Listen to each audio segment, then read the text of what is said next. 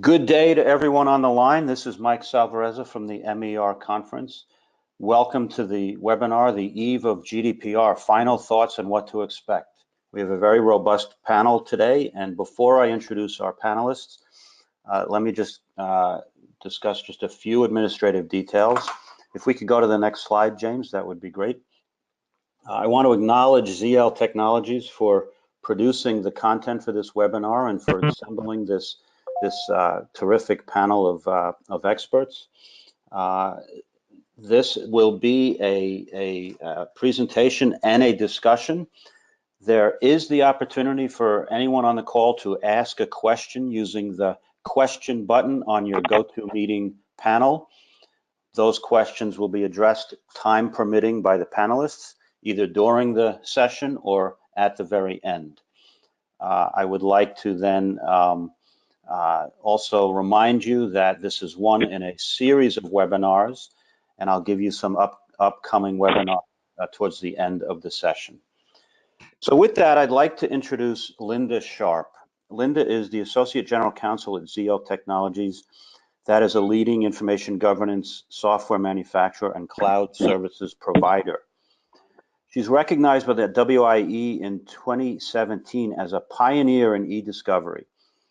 She's also a 2016 finalist and a 2017 nominee for Information Governance Expert of the Year. And that means we are very privileged to have Linda on the panel today. She has extensive experience in negotiating and drafting contracts for on-premise and cloud-based offerings and channel agreements domestic and abroad. Her areas of expertise are in information governance management and e-discovery, and she's spent over 3 decades in the legal profession with over 15 years focused on data management initiatives, with many years in the litigation and appellate arena as well. So I'd like to introduce Linda, turn it over to you, and Linda will then introduce the rest of the panel. So Linda, please take it away. Thank you so much. I'm extremely excited today. I think we have a really great panel discussion we've pulled together for all of you. So let me start off first. Our first speaker that we have that's going to be with us today is Cecile Georges. She is Privacy Officer at ADP. She joined ADP in 1999 and was instrumental in building the legal function in France. In 2006, she was appointed as the head of legal for Europe and was promoted to Vice President, Assistant General Counsel. She then went to relocate from Paris to Singapore. She's the lead lawyer for the Asia Pacific region. She's supported the expansion of ADP in the Asia Pacific region, and in 2011, she's responsible for all of the international legal requirements for ADP. She has led the data privacy and governance team, which is part of the Global Compliance Organization since December of 2016, and she holds and I apologize if I'm going to slaughter this, but a magistrate or a master's in information technology and law, and has passed the Paris bar exam. Our next speaker we have today is Shannon Clark, and she is the Global Director of Data Privacy for CBRE Compliance Department. She joined CBRE in September of 2006 as Senior Counsel focusing on commercial contracts and litigation before transitioning to her current position. Prior to joining CBRE, Shannon was commercial litigator at the Chicago law firm of Gould Ratner, and previously was at the Honolulu law firm of Austin, Hunt, Loy, and Ng.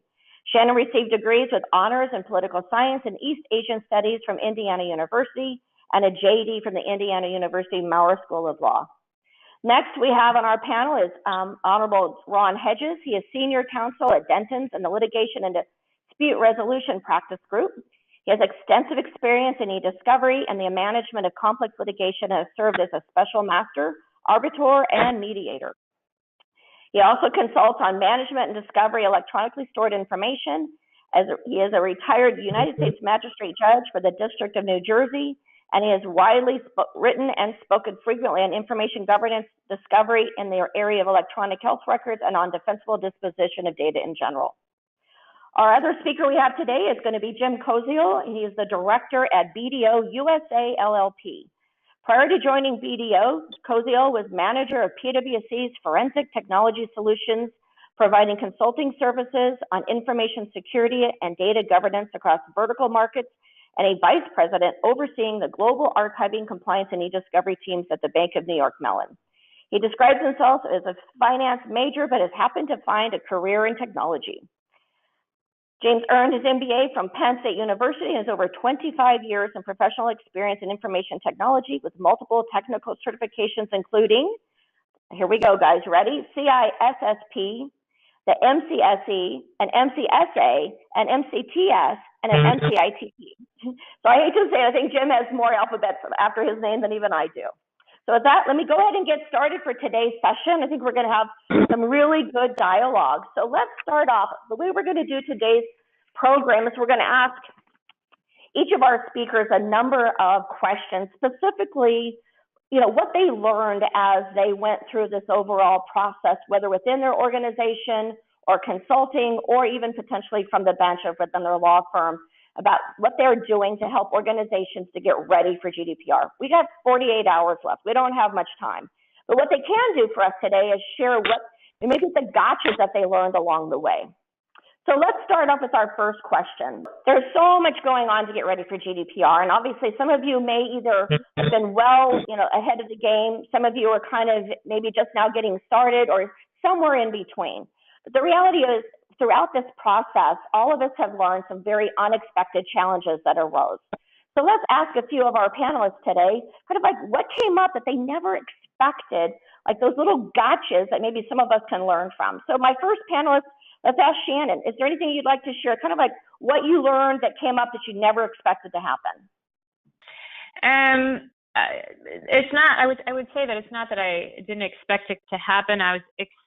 What was unexpected was the degree of the challenge. So two areas in particular. One is around marketing. Managing our consents and tracking the consents turned out to be a much bigger challenge than we anticipated. CBRE is a very large company and very decentralized. So trying to figure out the bases on which we were marketing to people, where we needed to track consents, turned out to be a much, much bigger challenge. And then the other area that I would say that we were surprised at the degree of difficulty was inventorying and mapping our unstructured data. The amount of unstructured data that we had far exceeded what any of us expected. So those were two areas in particular that I think the degree of difficulty in complying was unexpected. Excellent, thank you. So Cecil, would you like to share a little bit about kind of like unexpected challenges you guys came across? Yeah, actually, the reference to the inventory and the mapping of data, I would expand on that because on our end, building the registry or the record of data processing activity is something that we thought would be easier because we had done data flow mapping for many years at ADP, so we thought we would be much more ready to that and to do that. And in fact, it turns out that with the number of applications that we're using, and not just internally, but also to deliver services to our clients, that the building the registry or even the process to build the registry or the record of processing activity, which is a requirement of GDPR, turned out to be a little bit more cumbersome and complex than we thought. Excellent. Thank you for sharing. So I'd like to share a little bit too. So one of the areas that we kind of came across and going through this, both our initiative internally, but also working with other clients is, as Shannon kind of pointed out, those marketing efforts, right? Understanding, how do we track what email addresses are coming into our environment that may be coming from Europe? But in addition to that, tracking, how do I remove that information or putting processes and protocols in place to remove the information if they specifically ask to not be tracked within our environment. So a lot of companies today use third-party providers to be able to do a lot of that opt-out tracking, and then obviously working with those third-party providers to make sure that the requirements are being met under GDPR and that we're fully compliant under GDPR. So James, share with us if you could a little bit. So what have you guys been seeing there at BDO? Yeah, thanks, Linda. Definitely to echo what Shannon and Cecile mentions with some of the technical kind of blocking and tackling challenges, and definitely the marketing, right? So we've spent a lot more time than I thought really understanding the marketing function and the implications as it relates back to GDPR. and some, very challenging questions, even just around, attending trade shows and collecting business cards and, what you do with that type of information. And then at a high level, I think the other point I would want to call out would be just the velocity and the volume of all the activity relating to GDPR even today, right? So folks like Cecile, that have been doing this at their organization for, 12, 18 months or longer, but there are still companies that either haven't started or they're not where they want to be. And just the volume of those conversations I thought was really surprising. Thank you so much. It's interesting you bring up trade shows, right? Probably just about any company that's out there that has any kind of a forward-facing approach, right? Where they're actually not just straight B2B, but necessarily reaching out to consumer bases, other organizations, goes to trade shows. So, when we sit and collect those business cards and we have them put their card in that fishbowl, right? Are we tracking whether any of that information is from Europe? What are we doing with those cards that's a little bit different and unique compared to maybe a US-based business card? Ron Hedges, would you like to maybe jump into this conversation? Well, I won't comment on what my firm has seen or is doing or the like, but personal observations, looking at different reports and surveys that have come out, I'm surprised about the number of organizations that appear to be out there that don't know what GDPR is as of now. And if they do know what GDPR is, has not done that much to prepare for it. And I'm not sure whether that's putting your head in the sand or just not being ready to address it yet, because the theory is it wasn't going to be going into effect until a long time. And then, as you said, it's in effect 2 days from now.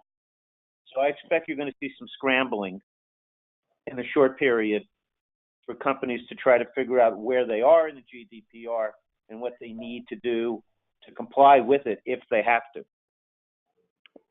Those are all good points, right? The undertaking, regardless of the size of the organization, still requires the same steps, right? Identifying the data, what information you're managing and controlling, and what you're doing with it. So that applies whether you're 90,000 employees or you're 100 employees.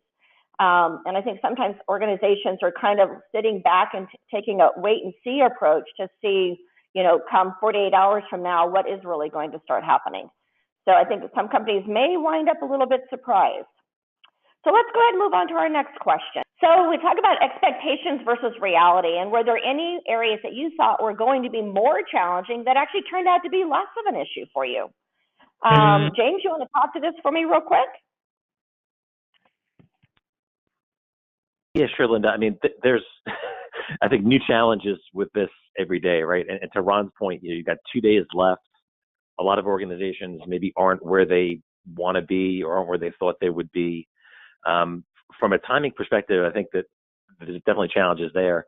But also, I mean, you kind of talk a little bit later about the executive buy-in. I think one of the challenges that I thought might be more of an issue would be getting that senior executive level buy-in. And as the deadline has drawn closer and all the attention on the pending regulation, there's a lot of people that have a lot of customers that are asking a lot of very good questions.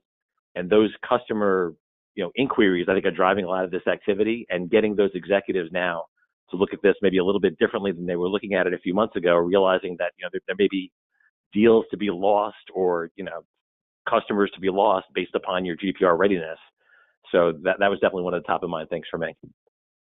Excellent. And I think also, too, you have to kind of look at in the direction you want to take your organization, right? What's that 5-year plan look like? Are you looking at expanding abroad? And if so, putting protocols and processes in place today to ensure that when you get ready to go forward, that you have things done the way they need to be done. So Cecile, why don't you share a little bit of information, your insights on areas that turned out not to be quite such a big a problem for you guys? Well, as you know, we are always willing to help our client to be compliant. We have to be compliant, and so we took this project as we do usually, which is to really make this practical and operationalize the requirements. So we didn't have any specific expectation in terms of what should be more difficult than expected. So I think it went smoothly across the company because everybody was engaged, and I think if I would add something here is that really the involvement of everybody, not just the compliance team or the legal team within the organization, but really all the operational people. That's what makes things easier. And here, I think that would be my takeaway from that project, is that really the fact that everybody in the organization was engaged and committed to implement GDPR made it very, in fact, easier than expected. Excellent, thank you. So let's move on. Let's talk a little bit about the driving factors as each of you put together your initiatives, and obviously James, as you and Hedges, as well as you both worked with other organizations to set up process, right? So what were the initiatives that kind of drove the requirements for GDPR within your organization? So Shannon, would you like to share with us kind of like what were the big triggering events that forced your hand to get something done?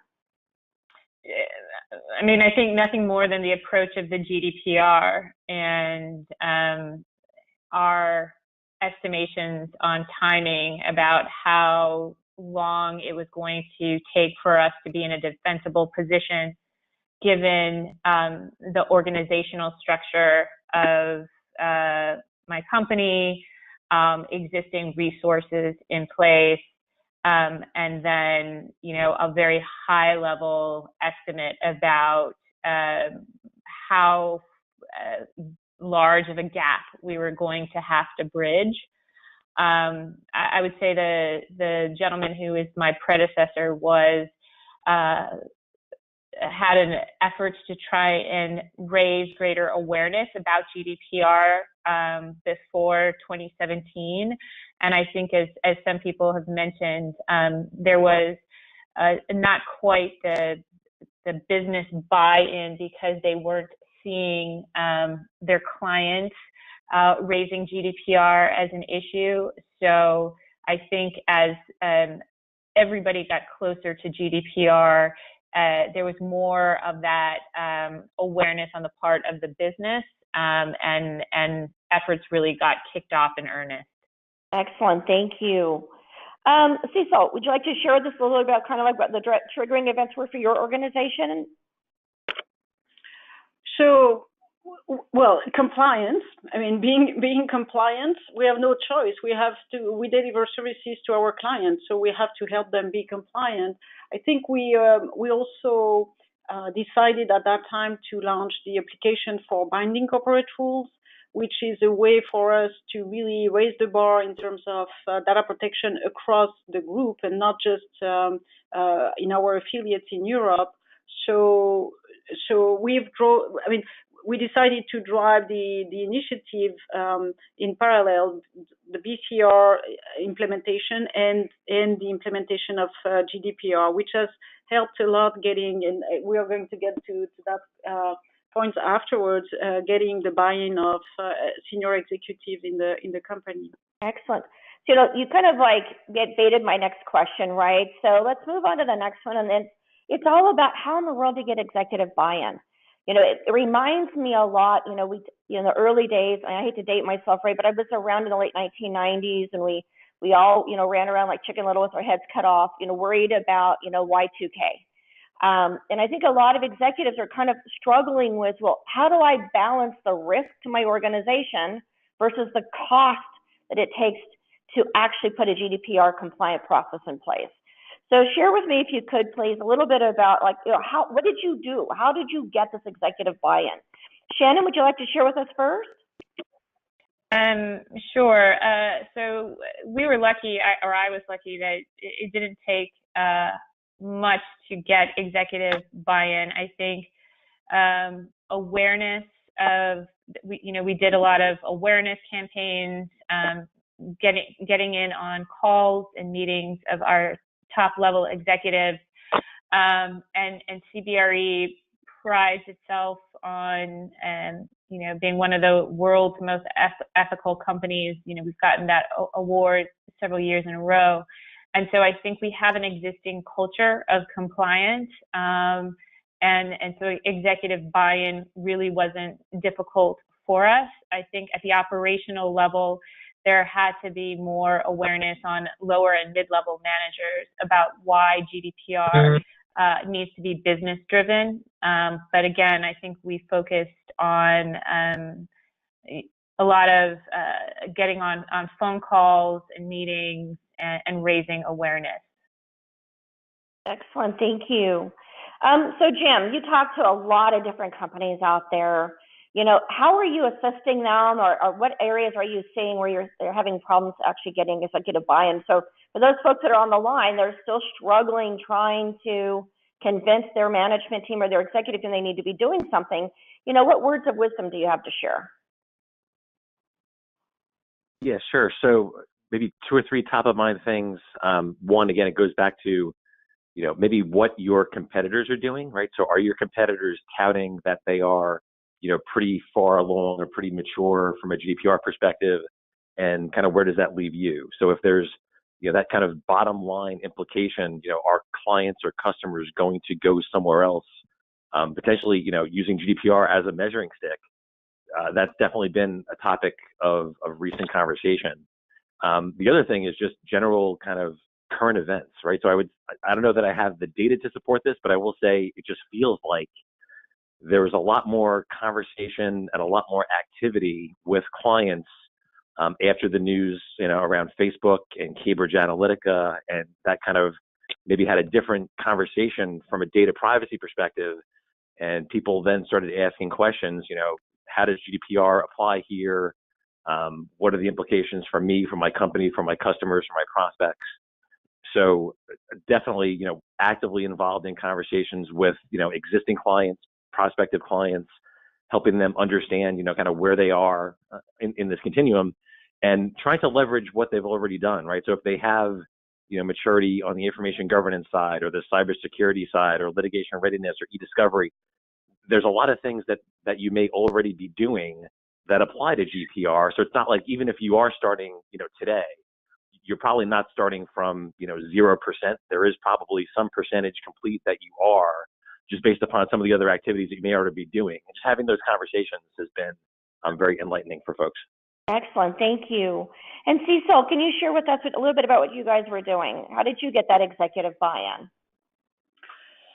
Well, I think similar to what was just said, we see the value for our clients. So from that standpoint, it's not so difficult to have the buy-in from senior executive. The fact that we committed to do it within a reasonable budget was also something that helped. So it has been a lot of engagement from my team and again from the rest of the organization.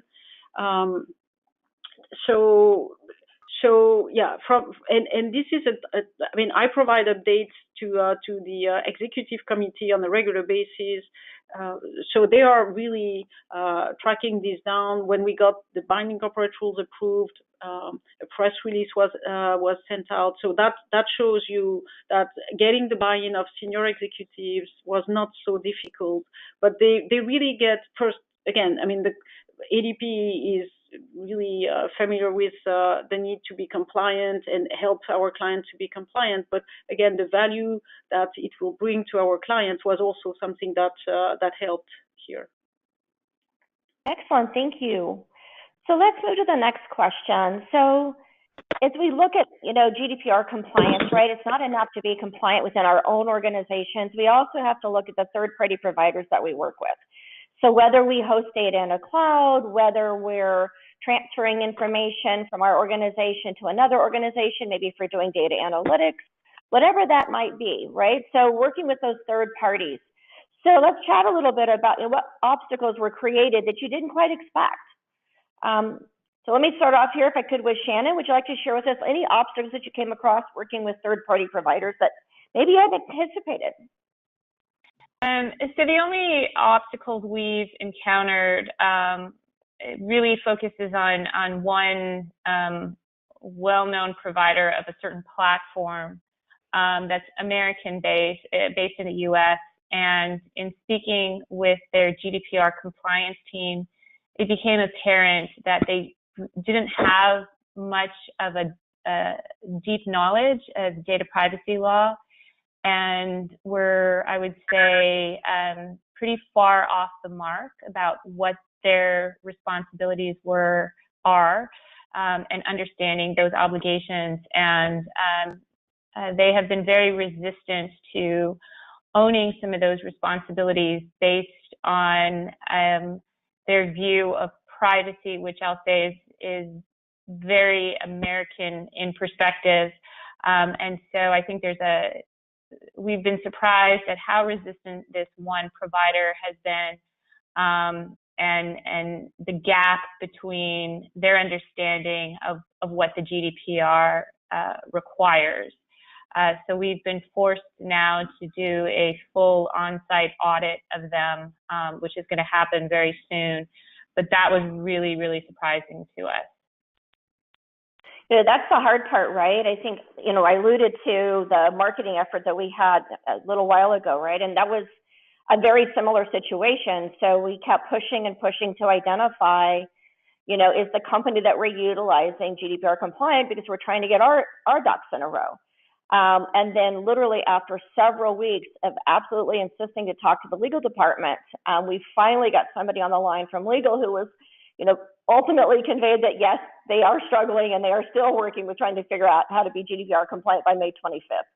So it was interesting how both organizations are struggling, just trying to meet this deadline and making sure that the third-party providers that we're utilizing are in fact compliant, because we all want to make sure that we're compliant. So that was an obstacle for us as well. James, what are you seeing in this area? So Linda, this was, I think, one of my favorite questions, and we probably could spend the rest of the time talking about this and some of the challenges I've seen. A few things. So one is getting consistent responses from the providers, right? So we started out with an approach of sending surveys to different third-party providers and trying to have them, you know, respond in a, you know, consistent fashion to these surveys. And as that May 25th date got closer, less and less third-party providers were willing to invest the time to answer those questions, even if it was a very, you know, simple set of questions that you wouldn't think would take a lot of time. Either just, you know, life gets in the way and people just weren't all that incented to respond, so you had to constantly chase for responses. Or then as it got closer to the deadline, people would give you kind of canned responses, where they would either point you to a website or supply some PDFs with what their GDPR readiness was. So just the back and forth to try to get those responses, to get your arms around, you know, what the third parties were doing, definitely took a significant bit of time. I think that's a good point, right? So as a third-party provider ourselves, right, we also hire third-party providers, but as a third-party provider, we've been getting a number of surveys asking us, you know, to fill out, you know, this dialogue. And unfortunately, when you look at the survey, you know, a lot of times it's, you know, NA, because it doesn't apply to us in the fashion in which we're managing our data. So I think that's kind of an obstacle, right, is understanding what your third-party provider is actually doing for you so that you can ensure that it meets the requirements that you have for the data that you've provided to them. I think that's one of the areas that we really have to be aware of. Would you agree, James? Yeah, and Linda, yeah, one more thing. Also, even just identifying who those third-party providers are and who the right contacts are in those organizations to answer those questions, I've found that to be challenging as well, where, you know, if there's not some system that records, you know, this contact information for these companies and what the relationships are, it has been a challenge to some extent to even just find the right person to talk to, or even to know what systems are in production versus, you know, maybe depreciated. So just the inventory of the third parties also has been a challenge for some folks. It's fascinating hearing you talk about this, because this brings to mind instances we know of with data breaches where hackers got into corporate systems through third-party vendors who didn't have the security settings or the like that perhaps they should have had to avoid that access. So it sounds to me as if you're all describing a possible situation where you're doing your best in-house to be prepared. And then again, you're relying on other entities that you have contractual relationships with, who you need to have do the things that have to be done to make everyone GDPR compliant.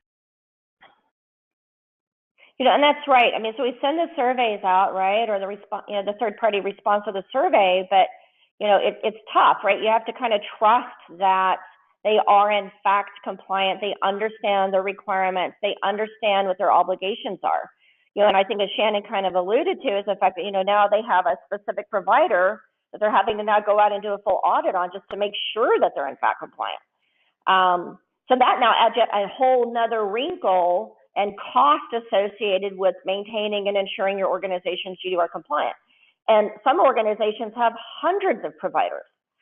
So tracking and making sure that all of these providers are meeting these obligations is got to be a tremendous task for multinational organizations. Cecil, did you want to add any thoughts to this particular topic? Yeah, no, I totally agree with what you just said. At ADP, we have this vendor assurance management program in place to do exactly what you just said, to not just trust the fact that our vendors or sub-processor would have signed up to a contract, committing to comply with GDPR, but also on top of that, do the assessment ourselves and ask the question. So we have updated our vendor assurance questionnaire so that we embed specific GDPR questions on top of course, chasing all of our vendors and get them update their contract with us, which was a big task as well. Excellent, thank you. So let's go ahead and move on to the next question that we have here. So, we've all been attending events, we've been networking at, conferences and talking to our colleagues in the industry. And I'm curious, are you seeing any areas that either maybe you overlooked or had to go back and revisit, or areas where you've heard them just say, well, we're just not going to do that. We're going to do X, Y, and Z, but we're not going to do 1, 2, 3. Anything along those lines, guys? Let's go ahead and start with James. Since you're in the consulting space, what are you seeing out there when they bring you in and they say, well, we just want you to do this little overlook. We don't want you to dive in too deeply. What are you seeing out there? It's honestly, Linda, it's all over the map. So I think every company has a little bit different footprint, a little bit different requirements. But to your point, I think organizations typically at this point are going to start small and try to figure out what the minimum, that they need to do by a certain date. But then the reality is, 2 days from now, it's not over, right? So people are kind of looking at it more, post May 25th. What do I need to do? What are the expectations?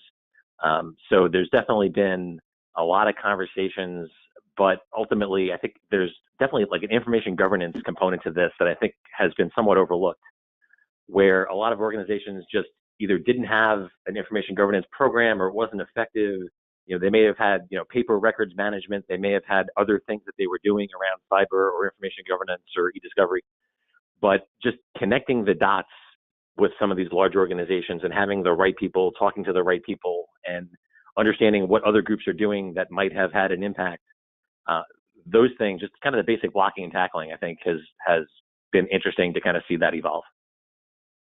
Yeah, that's great. Especially from a consulting standpoint, right? You see numbers of different companies that have different approaches, and part of that's because they have different level of exposure, right? They may not have the appetite to really push up their sleeves and dive in all the way up to their neck. And other organizations, maybe they just want to put a toe in the water and test it and wait and see, what's going to happen come, May 25th. So I think every organization is kind of taking a little bit of a different approach. Cecil, so what have you been seeing as you talk to your colleagues in the industry? Yeah, I was going to expand on what you just said.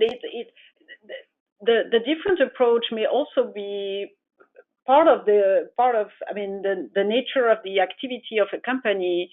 first, either you process data just for your own purposes, or you also process data as your core business for third parties and clients, and then you have a complete different dimension in being compliant with GDPR. So I think it's also, like Jim said, depending on the business you are in, you may have different ways of being compliant with GDPR. So when we talk with different people, I mean, people working in different organizations, it's interesting to see the perspective they take or the position they take, but we have to bear in mind where they come from and what business they are in, because there is no one size fits all solution here. It really depends on the size of the company,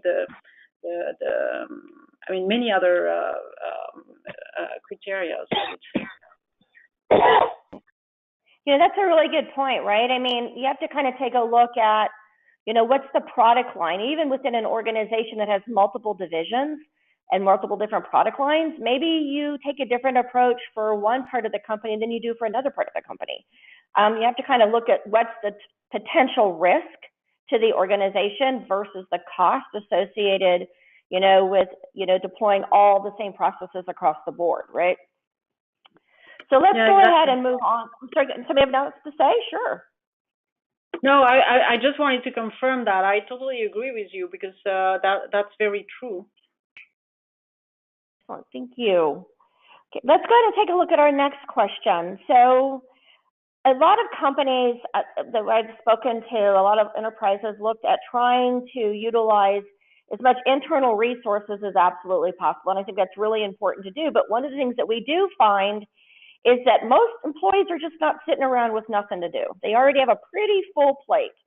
So I'm kind of curious, for those of you, especially for in-house and as well as from a law firm perspective, have you guys reached out to consultants to try to get some assistance, or even just run ideas past them to identify, what are you seeing in the industry? What has become the standard? So Shannon, would you like to share with us a little bit? Yeah, so yes, we've hired outside consultants, and thank God for outside consultants. And not only is there a bandwidth issue, but we have hired consultants in areas where their insight into best practices have been particularly helpful to us. And so we hired DLA Piper in London to help us do our gap assessment and create our strategic plan in various phases. And then we utilized PwC and NCC Group for different projects that are very particular for our line of business, and to also project manage these different work streams that are coming out. So they have been absolutely critical to our success. And one of the biggest benefits I see in hiring consultants is, as I mentioned, they're working with many different companies and clients to see how each of their different clients is solving the same problem, and they can synthesize those approaches and have visibility into what works best. What are some, you can learn from what other people are doing instead of creating the wheel on your own. So I would recommend anyone who hasn't started in definitely hiring consultants. Fantastic. That's a great comment. I really appreciate that feedback, because one of the things I think is really critical, it's one thing, it's kind of like when I sit down to start drafting an agreement, right? It's a lot easier to pick up, a boilerplate language, something I've written before, than to sit there and stare at that blank screen and going, what do I write? Right? So the consultants, they have done this time and time and time again, and they've seen what your competitors have done that maybe you can tweak to fit in your organization. And I think they come in with a tremendous amount of assistance. And the bottom line is we're all busy. We already have full, schedules already. And now we have to take on this tremendous undertaking to be compliant for GDPR. So the consultants can bring in, bodies to help, in areas, whether it's going out and meeting, across the globe, trying to track down what's the workflow look like, what kind of data do they have, creating data maps. For us as a company, that's like the last thing I have time to do. So I think that's where the consultants can really come in and help, and also share what they're seeing across the industry and what best practices are. So Jim, let me go ahead and tee you up for that. What are your thoughts along those lines? Linda, there's one more thought to this, again, based on what everyone has been saying. Sure, Ron, go for it. My firm obviously is through the United States, through Europe and elsewhere. They do work in this area, but it doesn't hurt to have someone outside and look into what your organization is doing and give it a fresh look. Especially if you're in a new data regime or privacy regime, whatever you want to call it, that GDPR is foisting on anyone who's doing business or connected in some way with European nationals. So I think it's a refreshing way to look at what your organization is doing, and at the same time, not overload possibly already overloaded people within the organization itself. Perfect. Thank you. Jim, would you like to add anything to that? Ron's absolutely right, and so is Shannon. So I think, again, me with my consultant lens, started working on our internal project well over a year ago. And I think to Shannon's point, everything that we've learned both internally and at other clients has made kind of the next project go a little bit smoother and go a little bit faster. So you weren't starting from the blank sheet of paper. It's been fascinating for me to really kind of learn something new every day. And it's not so much about the regulation per se, but about how organizations are thinking about the regulation and how they are leveraging resources. Again, because no one that is, working for the most part has any free time to do anything extra. And I think that's been the biggest challenge of this is, somebody walked in on a Friday afternoon and throws this on your plate. What do you do? And you can maybe incrementally get that extra 5 or 10% from your staff that's already overburdened and overworked.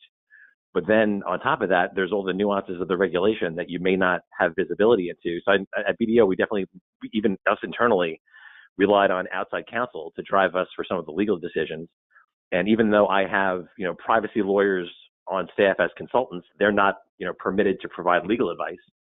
So we definitely encourage our clients, even though we're helping them, say, with the data mapping or the project management or the change management or all the moving parts associated with GDPR, you may very well need outside counsel to weigh in, similar to a DLA Piper scenario.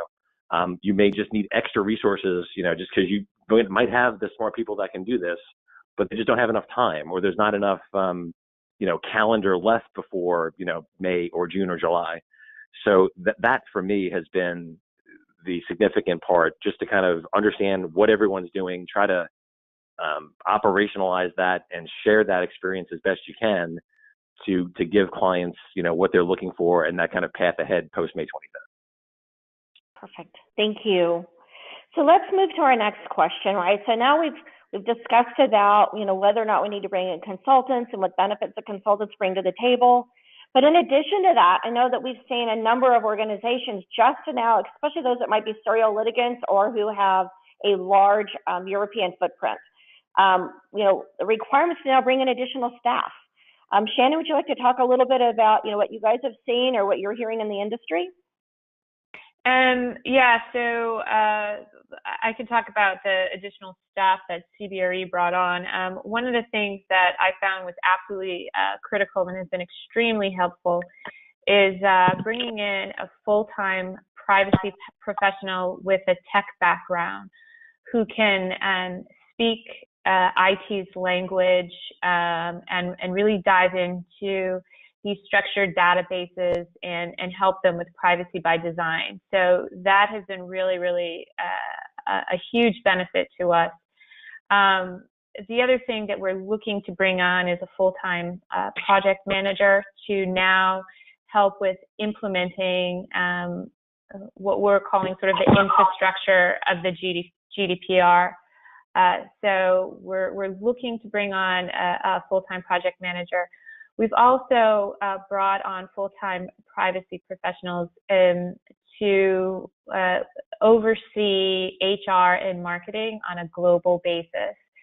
So a lot of the databases that we use are global in nature, and things like marketing, we're finding there needs to really be one consistent approach using the GDPR as a benchmark. And so it's been helpful to have someone who can devote all of their attention to these two areas that are, I think, a little bit more challenging from a global perspective. And then going forward, we're looking to increase our staffing levels. As someone else mentioned earlier on the call, I think the volume and the velocity of work surrounding GDPR and privacy has been more than I at least initially anticipated. So we are looking to lighten everybody on the team's workload by bringing in additional staff.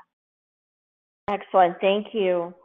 So James, let me ask you, right? So you come in and you consult with an organization, and then you guys kind of go away. I mean, as part of that process, do you make recommendations about where they might need staffing to, continue to move forward, or what does that kind of look like for you guys?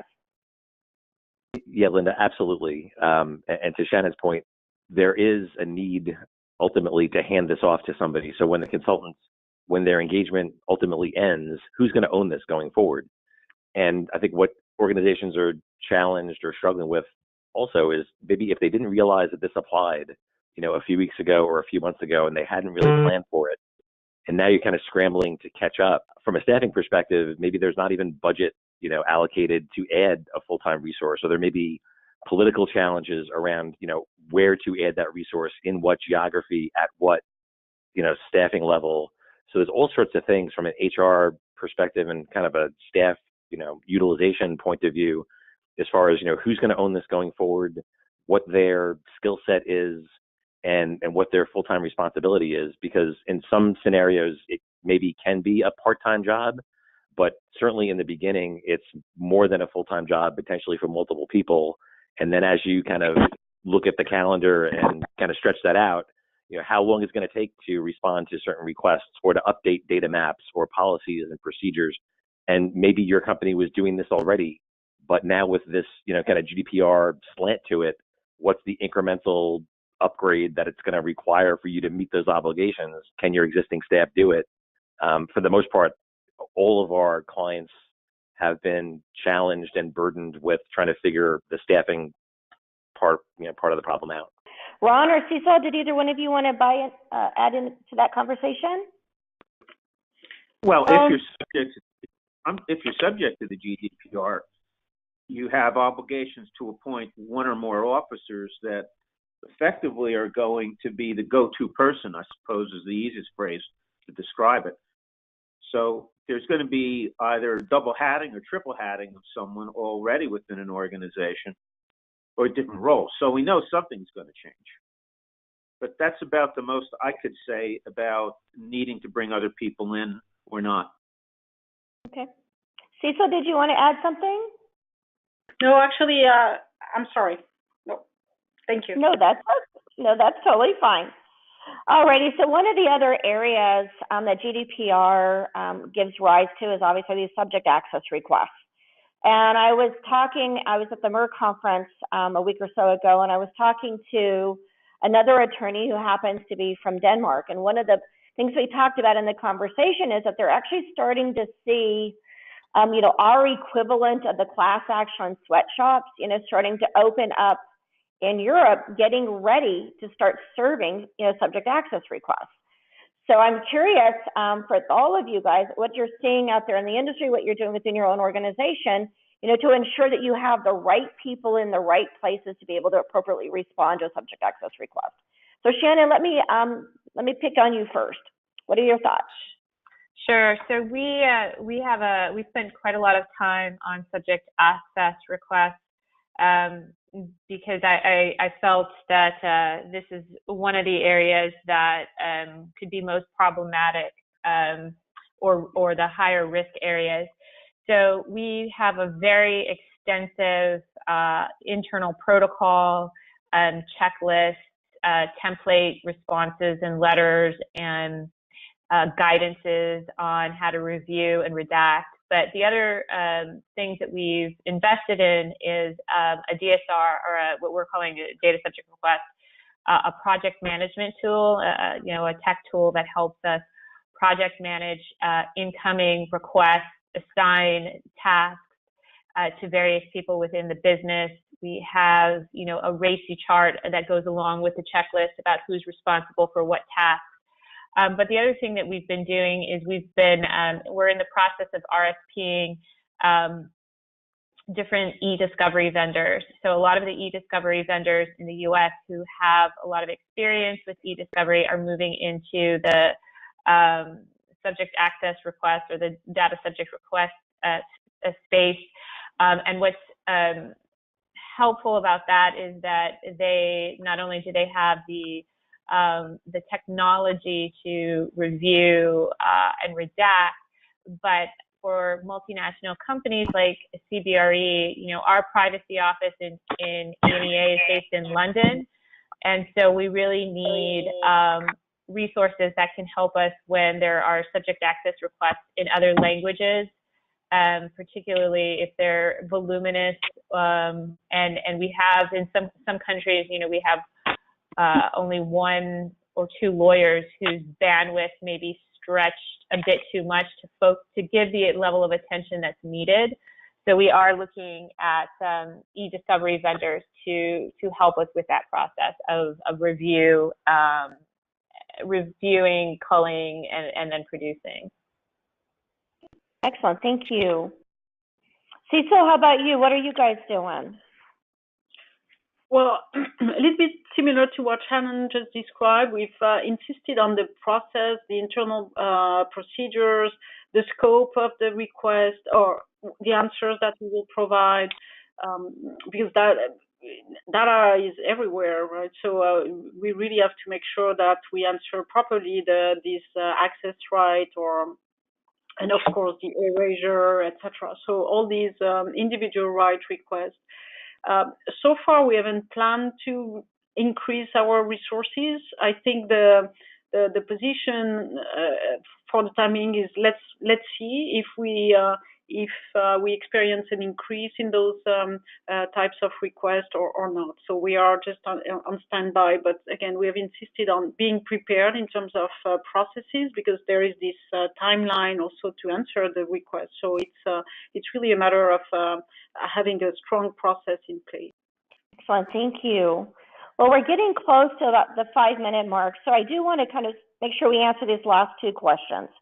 So unless either Ron or James want to make sure and answer that specific question, I think I'm going to move on to the next question. Gentlemen, is that okay?